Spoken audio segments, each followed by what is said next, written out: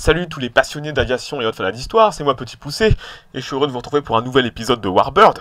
Alors cet épisode sera en deux parties. D'abord, la première partie, je vais parler d'un planeur allemand, et ensuite, dans la deuxième partie, je vais parler de la version motorisée de ce même planeur. Donc je pense que les connaisseurs sauront que je vais parler du Messerschmitt ME 321 Gigant, et de sa version motorisée dans la deuxième partie, le Messerschmitt ME 323, toujours Gigant. Alors comme d'habitude, je vais parler d'abord de la genèse de l'avion, comment est-ce qu'il est arrivé là, qu'est-ce qui a poussé les Allemands à développer un tel monstre. Donc je vais parler des planeurs allemands, et ensuite je vais parler de l'avion en lui-même, son développement, sa carrière opérationnelle, avant de basculer sur la deuxième partie, qui sera un autre épisode à part entière. Donc pour commencer l'épisode, on va parler un petit peu des planeurs allemands. Alors encore, les Allemands n'ont pas été les premiers précurseurs en termes d'opérations aéroportées, puisque les Russes dans les années 30 ont vraiment développé le concept d'opération de masse de parachutistes. Par contre, les Allemands ont été les premiers à penser à faire des posées d'assaut avec des planeurs.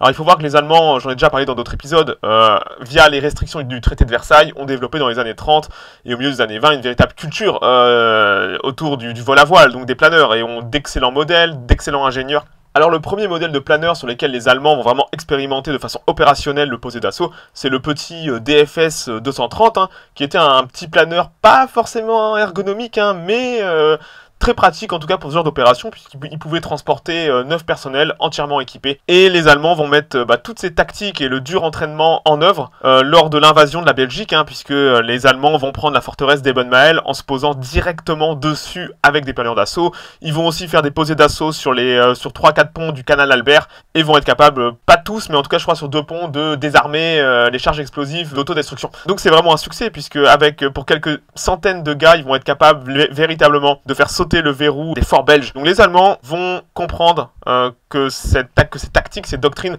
sont un succès, et vont continuer à pousser le développement en cherchant à la sauce allemande un toujours plus gros, toujours plus large, et en poussant les modèles. Donc on va voir que les nouveaux modèles qui vont suivre, alors il y a eu pas mal de protos, mais donc je pars ceux qui ont vraiment été acceptés et utilisés de façon opérationnelle. On a le Gotha Go 242, qui lui aussi est une nouvelle machine qui est arrivée en 1941-42 globalement. C'est déjà pour moi un planeur lourd, puisqu'il peut prendre près de 23 personnels entièrement équipés, ou une Kogelwagen, ou une Kettenrad. Il a un armement défensif aussi, avec 2, 3, voire 4 MG. Donc le Gotha Go 242, je vous mets quelques photos pour que vous puissiez voir à quoi il ressemble, c'est déjà une belle machine. D'ailleurs lui aussi aura une version motorisée, mais je vais pas en parler. Mais voilà, donc le Gotha Go 242 va être déjà ce que j'appellerais un planeur semi-lourd. Et les Allemands vont pas s'arrêter là. Et maintenant, on va aborder le sujet qui nous intéresse, le Messerschmitt ME 321. Alors il faut voir que le développement du Messerschmitt ME 321 arrive directement dans la suite de la bataille de France et de la bataille d'Angleterre, à l'époque où les Allemands pensaient encore à envahir l'Angleterre avec l'opération Seelowe. Alors les Allemands comprennent très vite, via leur expérience, que les parachutistes manquent de punch à l'arrivée, c'est-à-dire qu'il leur faut du matériel plus lourd s'ils veulent tenir le terrain, voire même pousser sur ce même terrain. Donc ils vont réfléchir à développer un planeur plus lourd pour amener des petites pièces d'artillerie, voire des grosses pièces d'artillerie, voire même des tanks. Et comme il fallait s'y attendre, à la fin de 1940, notre bon vieux Reichsluftministerium, donc le ministère de l'air allemand, va lancer un appel d'offres pour construire un planeur que j'appellerais un planeur gros porteur, un planeur super lourd qui sera capable, alors ça c'est directement sorti de l'appel d'offres, qui sera capable, accrochez-vous bien, de transporter un canon de 88 avec tous ses personnels et avec toutes les munitions, ou alors un Panzer IV entièrement équipé, ou alors une compagnie entière, c'est-à-dire 130 personnels entièrement équipés. Est-ce que vous vous rendez compte? 130 personnels, ou alors un Panzer IV, ou alors un putain de canon de 88. Je vous mets juste la comparaison avec un petit DFS 230 d'il y a 2-3 ans, qui portait 9 personnels, un Gotha Go 242, qui portait lui 23 personnels. Là, on parle d'une putain de compagnie entière, 130 personnels, un Panzer IV. Donc là, clairement, on rentre dans une classe de gros porteurs, c'est juste totalement hors norme. Et les Allemands mettent ça en branle dès la fin 1940. Une autre spécificité de l'appel d'offres, c'était que le planeur n'utilise aucun matériel stratégique, uniquement limite du papier, du carton, un peu de ferraille pour les bordures, et du bois, voilà. Donc on a Messerschmitt et Junker qui vont tous les deux proposer un proto. Alors vous vous doutez que celui de Messerschmitt, il s'agit de notre bon vieux Messerschmitt 321. Et Junker, je vais aussi un peu parler du proto de Junker qui va être salement recalé. Le Junker Ju 322 Mammouth. Jean-Pierre Mammouth, quand on regardait un peu le design de l'avion, c'est littéralement une aile volante gros porteur. Le comportement du Mammouth va être tellement exécrable en vol qu'il va être simplement éliminé d'entrée de jeu. C'est dommage parce que moi je trouve que le design est plutôt vachement badass, mais en tout cas c'est Messerschmitt avec son ME 321 Gigant, donc géant comme vous pouvez vous en douter, qui va remporter la compétition et l'appel d'offres. Alors l'appel d'offres va avoir lieu à la fin novembre 1940 et le premier prototype va s'envoler le 21 février 41. Donc globalement en 3 mois, les ingénieurs de Messerschmitt vont être capables de développer l'avion et en plus de faire le prototype. Donc c'est un sacré tour de force. Alors forcément c'est un planeur, donc il lui faut un avion pour le tracter. Alors les Allemands n'ont pas vraiment idée de ce qu'il va falloir comme avion pour soulever la bête. Alors ils vont amener pour le premier vol un Junker 90, donc c'est un quadrimoteur de transport dérivé du bombardier Junker 89. Et ce Junker 90 va être à peine suffisant pour ne serait-ce que le traîner, le soulever. Donc les Allemands vont se rendre compte qu'ils ont un problème de tractation avec le Messerschmitt 321 parce qu'il est simplement trop lourd. Donc il va falloir lui donner du punch. Alors pour la première fois de l'histoire de l'aviation, les Allemands vont utiliser un système qui est devenu assez commun même aujourd'hui, hein, un système JATO. Donc en anglo-saxon, JATO c'est Jet Assistance Takeoff, c'est-à-dire que une assistance au décollage. C'est-à-dire que les Allemands vont pas se faire chier et ils vont coller 8 roquettes de peroxyde d'hydrogène directement sous les ailes du Messerschmitt 321 pour lui donner du punch au décollage. Alors ce système va s'avérer extrêmement efficace. Le vrai problème majeur, c'est que si par accident une des roquettes s'arrête au moment du décollage, vous allez avoir un côté qui va forcément être plus puissant que l'autre et l'avion va partir complètement en sucette. Alors lors d'un vol de test, on va avoir forcément cet accident qui va arriver. Le Messerschmitt 321 va violemment s'écraser au sol avec son avion tracteur et les 129 soldats qui étaient à bord justement pour la phase de test vont être tués. Donc c'est con mais ça va être la plus grosse catastrophe aérienne en termes de crash jusqu'en 1953 je crois, cet accident de Messerschmitt 321 chargé. Alors là les Allemands ne vont pas se décourager, hein, ils vont continuer à travailler sur le Messerschmitt 321 et ils vont remplacer le Junker 90 par 3 Bf 110, c'est-à-dire que vous allez avoir 3 Messerschmitt Bf 110, donc c'est un bimoteur pour ceux qui connaissent pas, hein, qui est assez dépassé, qui va avoir des soucis en 40-41 et qui va être relégué à des tâches d'école ou à la chasse de nuit.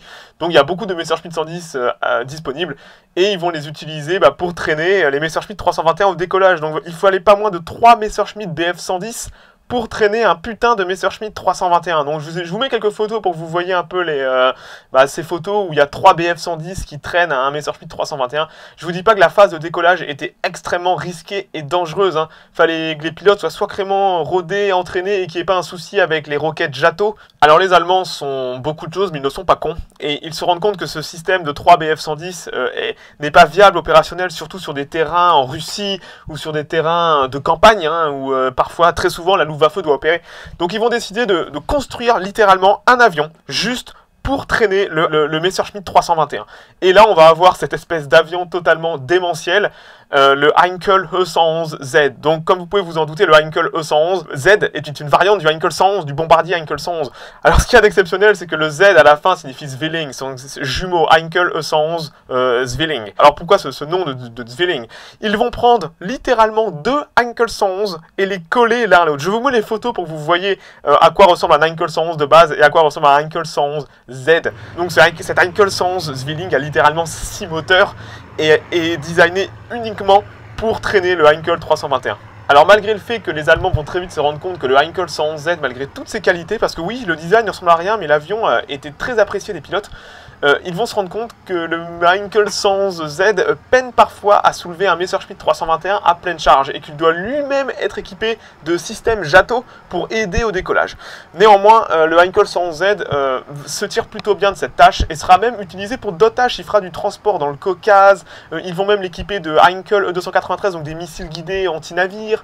Il va vraiment servir à énormément de choses ce Heinkel 111Z. Néanmoins, la supériorité aérienne alliée fera qu'ils en perdront 10 ou 12 seront construits et que 5 ou 6 seront au moins abattus. Donc ces Heinkel 111Z seront que très peu utilisés de façon opérationnelle, tout comme le Messerschmitt 321 qu'il était censé tracter d'ailleurs. Alors d'un point de vue un peu ergonomique maintenant, on va parler un peu du Messerschmitt 321 en lui-même. Comme je l'ai dit, hein, il était fait vraiment de métaux très simples, hein, de bois, d'un peu de ferraille, donc ça le rendait extrêmement facile à réparer et compagnie. Donc c'était un avion très simple et très adapté à l'Allemagne en guerre. Au niveau de son usage d'avion de transport, il était aussi très ergonomique puisque l'avant de l'avion pouvait littéralement s'ouvrir pour laisser rentrer les véhicules via une rampe. Il pouvait aussi être équipé de matériel pour être transformé en planeur hôpital et tout ça. Donc c'était vraiment un avion, mine de rien, assez polyvalent, même si il n'était pas vraiment adapté à la situation de la Luftwaffe sur le front russe et compagnie, vu que l'avion était très lourd et pouvait difficilement opérer de terrain d'aviation de campagne. Hein. Il était gourmand en logistique, tout simplement. Alors en termes de taille, je vais vous donner un peu une comparaison. Il fait 55 mètres d'envergure. Imaginez qu'un un Boeing 747 en fait 60. Il a presque l'envergure d'un Boeing 747. Et imaginez que c'est un planeur, il faut traîner ça. Alors l'avion, pour faciliter les décollages, était en plus des roquettes Jato, était aussi équipé d'un train d'atterrissage largable, le même que sur le Messerschmitt 163 Comet. Donc dès que l'avion décollait, il larguait son petit train d'atterrissage et il atterrissait sur un jeu de patins, comme le Comet, exactement. Bon, cela étant dit, maintenant on va parler un peu de la carrière opérationnelle du Messerschmitt 321. Et là, c'est pas glorieux, parce que le Messerschmitt 321 va être très peu utilisé. De façon anecdotique, très souvent il va arriver trop tard, ou alors va être prêt pour de grosses opérations, comme le débarquement sur Malte en 42, ou même pour ravitailler Stalingrad, mais à chaque fois les contraintes logistiques, le fait qu'il n'y ait pas assez d'avions lourds pour le faire décoller, vont faire que les Messerschmitt 321 vont être vraiment très peu utilisés. Certains vont être utilisés pour ravitailler en essence les points de blindés de l'Africa Corps. Ils vont être aussi utilisés localement en Russie, mais c'est tellement anecdotique qu'au final, après Stalingrad, à partir de 43, quand Messerschmitt va proposer une version motorisée du Messerschmitt 321, donc le Messerschmitt 323 à 6 moteurs, les Messerschmitt 321 vont simplement être mis à partir de 43, donc avril-mai, ils vont être mis sous cocon. Certains vont être transformés en Messerschmitt 323 et certains vont simplement être mis sous cocon dans des hangars en attendant peut-être une possible invasion de l'Angleterre. Mais globalement, les Messerschmitt 321 vont être quasiment jamais utilisés de façon opérationnelle, comme ils auraient dû l'être pour une invasion de Malte ou une invasion de l'Angleterre.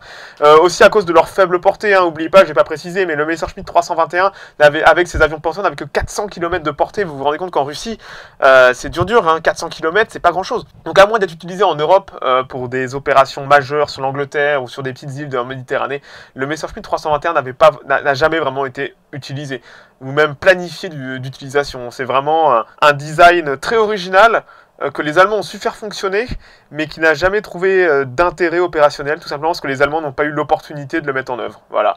Donc, c'en est fini pour la première partie. Alors, mine de rien, 200 Messerschmitt 321 vont être construits, ce qui est quand même pas mal. Sur les 200, quelques-uns seront perdus en opération, détruits à l'entraînement, blabla, mais globalement, tous les Messerschmitt seront ensuite mis sous cocon, certains seront transformés en Messerschmitt 323. Donc après, là, je vais basculer sur la deuxième partie, où là, je vais parler du Messerschmitt 323, donc des Messerschmitt 321 à 6 moteurs, qui, eux, vont être utilisés quand même assez massivement, et vont avoir leur heure de gloire comme leurs heures de désespoir. Donc je vous dis à tout de suite pour la deuxième partie de l'épisode sur le Messerschmitt 323.